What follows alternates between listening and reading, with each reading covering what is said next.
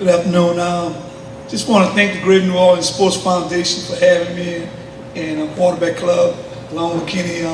It's an honor to be here, and this is my first time. Also, I want to thank you all for the lunch because I didn't think I was going to get the lunch, so that was a great deal too, Kenny. Just want to say a little bit of things about myself. Been real fortunate enough to be coaching in the New Orleans area, and started my coaching career out working with Frank Wilson, who I know a lot of people know about. I was his offensive coordinator at Old Perry Walk. I was his first offensive coordinator for a couple of years, and he actually was the guy that taught me into coaching football, because baseball actually still is my first love.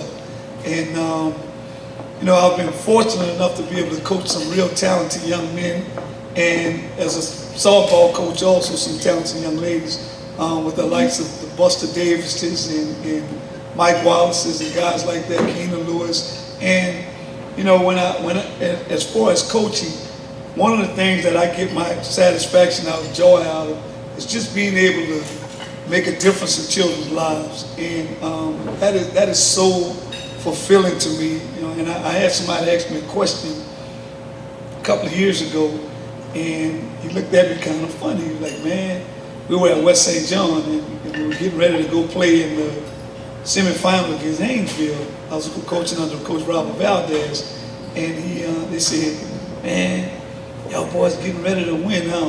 And he said, but they need you on the bus. I said, well, I got a college coach in there that needs to talk to me, and he wants to talk about this kid. I said, the bus will hold up. And like, man, y'all got to go get to that game.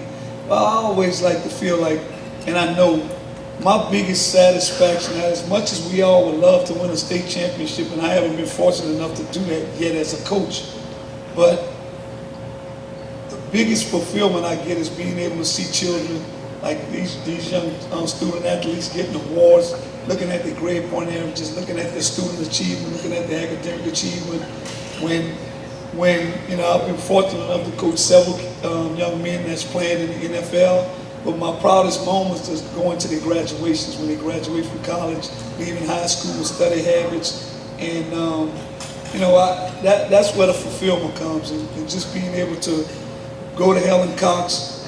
When I got there, you know, Coach Brooks said I kind of set the foundation. The school has only been a high school since 2004, but right now, one of the proudest things and biggest things I have to say is, out of the 83 kids that I have in my program in football, I only have one that has less than a 2.5.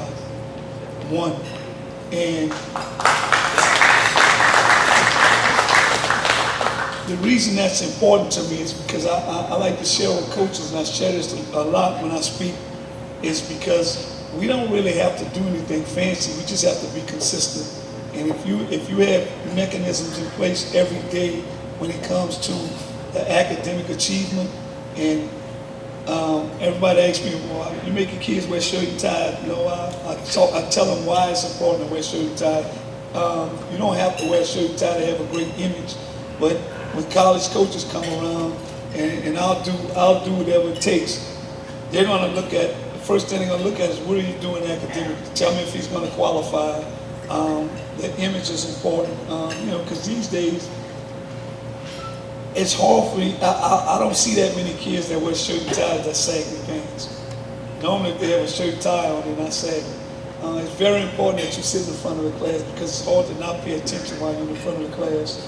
Be to class on time, be to school. If you're not coming to school, it's just like if you're on your own business or you're working. What you do is, you have to call a coach.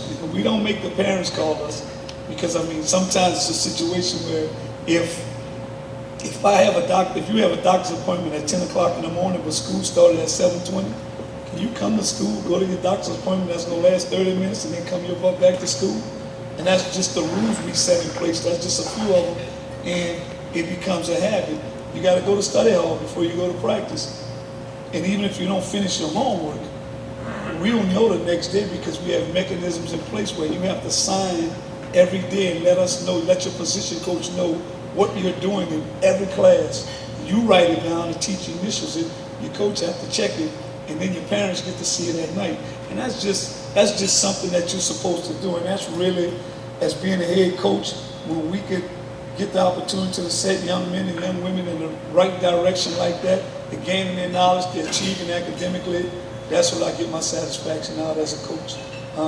And I found that, you know, we call them student athletes, but students will beat an athlete and outthink him 90% of the time. So I figure I'll be 9-1 if I can get all my students on saying on that bull, right? Every time. That'll probably qualify us for the playoffs all the time. And we did last year.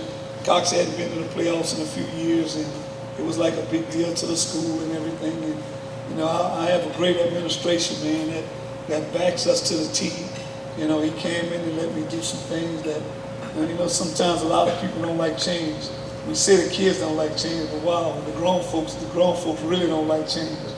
And they kind of had some resistance at first, but then when they start seeing grades change and they start seeing, you know when you're winning in sports, kind of can have you way a little bit. But we're looking forward to having a pretty successful season. We got a tough one. We have a pretty tough schedule. I mean, we played McDonald 35 Thursday, but we got that call down the road in our district along with Warren Easton and Carver, and, you know, Dell Chase, and all those teams were at least in the second round of playoffs last year. So I mean, I really like it that way because it helps us out to be competitive. So, you know, like I said again, I just want to thank you all for having me, and anything I can do to help or anything you need, I'm here. Thank you. Any questions? Any questions? Helen Cox, we're in 40. We're in, I'm 40. Any other questions? Thank you for having me. Appreciate it.